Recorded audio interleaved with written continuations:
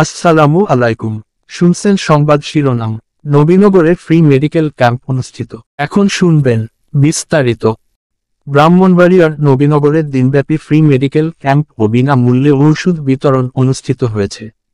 সোমবার 10 ফেব্রুয়ারি সকালে মেডিকেল ক্যাম্পটি উদ্বোধন করা হয়। উদ্বোধনকালে ডাক্তার মনির হোসেনের সভাপতিত্বে এক আলোচনা সভা অনুষ্ঠিত হয়েছে।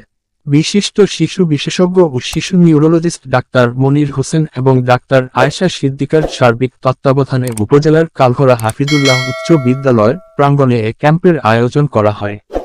এতে অতিথি হিসেবে উপস্থিত ছিলেন সাবেক উপজেলা চেয়ারম্যান ইঞ্জিনিয়ার শফিকুল ইসলাম, কালঘোড়া হাফিজ উল্লাহ উচ্চ বিদ্যালয়ের প্রধান শিক্ষক মোহাম্মদ ইয়ার হোসেন সহ 41 জন চিকিৎসক। সকাল থেকেই ক্যাম্পের সন্ধানী জাতীয় চক্ষুদান সমিতি ও আন্তর্জাতিক চক্ষু ব্যাংকের সহায়তায় চক্ষু সেবা, ওষুধ বিতরণ এবং বিনামূল্যে ব্লাড গ্রুপিং নির্ণয়সহ শারীরিক বিভিন্ন রোগে আক্রান্তদের ফ্রি মেডিকেল সেবা প্রদান করা হয়। পাশাপাশি 3 লক্ষ টাকার ওষুধ বিতরণ করা হয়েছে। দিনব্যাপী 41 জন চিকিৎসক প্রায় 3500 রোগীর চিকিৎসা করেন। ব্রাহ্মণবাড়িয়া 24.নিউজ।